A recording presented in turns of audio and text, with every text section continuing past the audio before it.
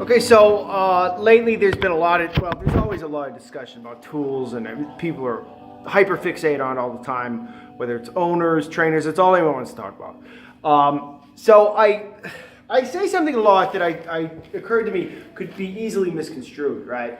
And I say that there's one piece of equipment that I can't do without absolutely, that's a StarMark, and then I start them on tools, meaning a StarMark, immediately. And that I don't just teach with positive. Maybe, you know, the first couple of sessions, in fact, the first couple of sessions, it's not really reinforcement, it's play, typically, or like a walk. And the walk there is like a low-level negative that's introduced early.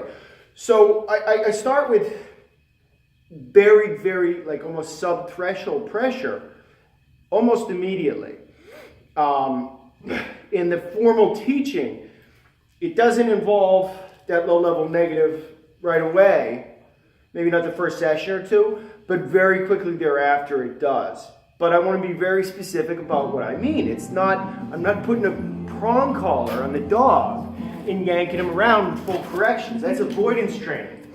What I'm doing is extremely low-level negative reinforcement, which is escape training. I'm teaching them how to turn pressure off before we teach them how to avoid it. So it's very easy on the dog. They don't even realize it's happening. It's with a collar that puppies walk right through. So I would probably start with a flat collar, but they're get out of there, you freak. But that engages the dog's oppositional reflex, and you get into like this sort of like get out of it. This sort of conflict-oriented dynamic right away, and it's teaching the opposite directionally of what you want. Whereas this, he's got a StarMark on now. Looks like little Legos. Okay, it has some give to it, so that when you pulling the dog lightly, it'll squeeze lightly, and then you let go, and it releases the pressure. What I'm doing is I'm orienting them to pressure at a super low level early, okay? Because it's going to be part of the process, and eventually they're going to go to full corrections, but not until they fully understand everything. That's usually not until like week 2, like 10 days in, sometimes week 3. But they have to really fully understand. They have to be prepared. Usually week 3. Every dog's different though.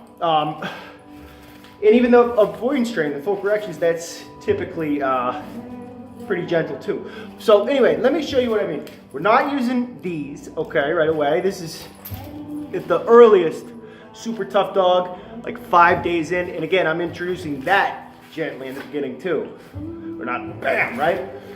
But he's got a collar on now, it's StarMark, super duper light. I'm using it, not full corrections either, low level negative reinforcement. Who's a naughty boy, huh? So let me show you what I mean. What I do is, we'll start maybe, oh, good boy. Easy. Okay, so maybe we'll start the first session or 2. I usually play. I'm not super into luring or food, but I will use it. Okay, maybe we'll start like this. Yes. Okay, we're using markers. I charged the marker before. Okay, if I'm going to use one.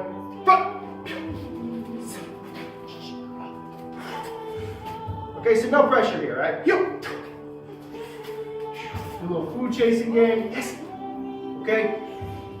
All positive, but really, as quickly as possible, I want to go to combining negative with positive. So low level negative reinforcement, which is, it's not up, it's automatic, and it's heel.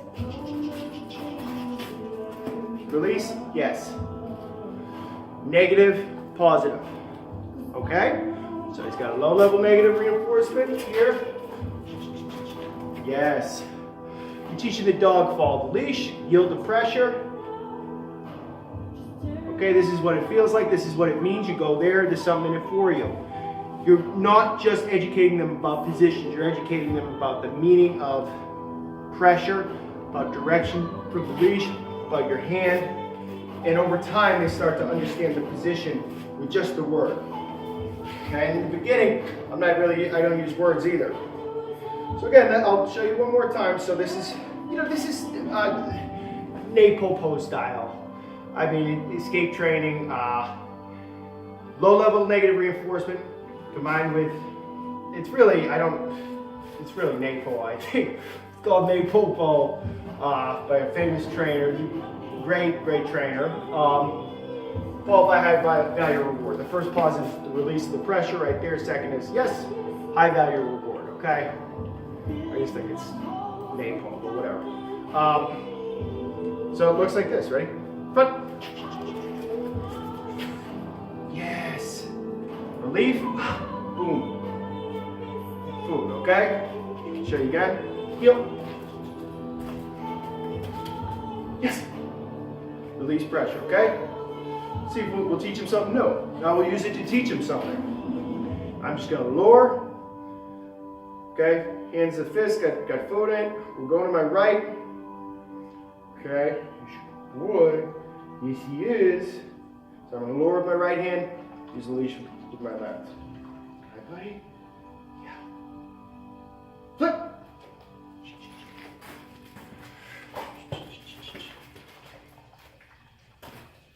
Yes. Good boy. See if we can get him to go through my legs. Center. Yes. Easy on the dog, right? Front. Up. Help him out with a little bit of motion. Yes, doesn't have to be perfect in the beginning. Heel.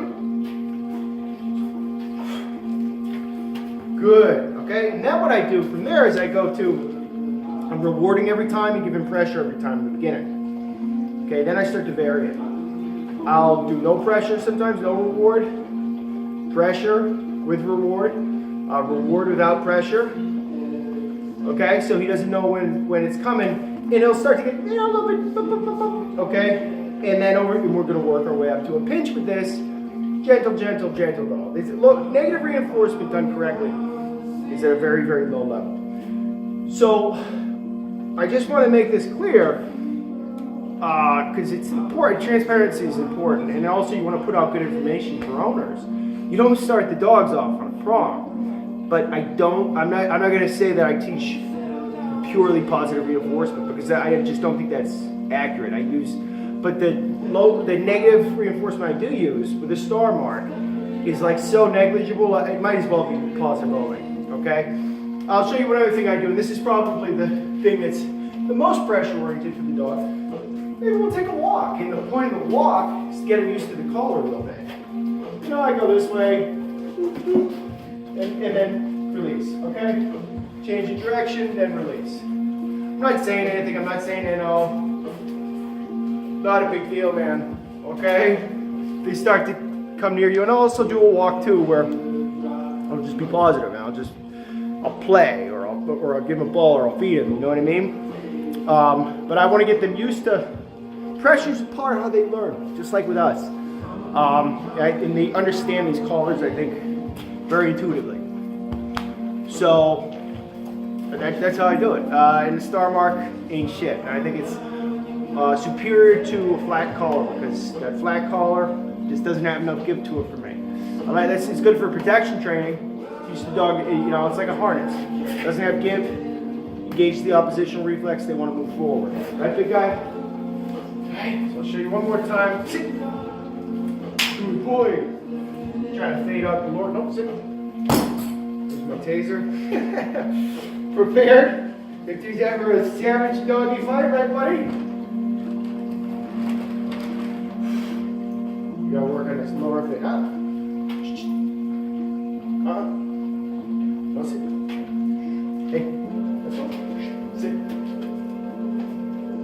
Oh, sit.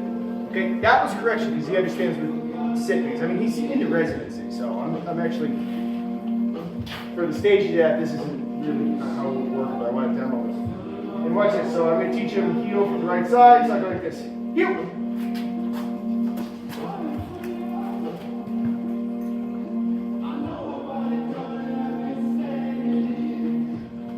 Yes. Very good. Heel. Ah, he's so smart. We gotta fade this Laura fast. Heel.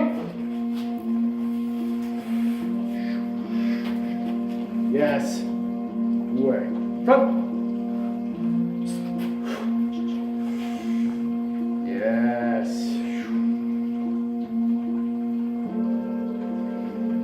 Yep. Yes. Whoa. Alright. I don't know if that's helpful to people, but when I say use equipment early, I'm referring to a plastic pinch, StarMark, my version of the flat collar, and I'm using very low level negative reinforcement. One of those shit, I gotta go get him. Teddy! You're a nutty boy. I gotta go. Okay, so that's what I mean. Not a big deal. Alright.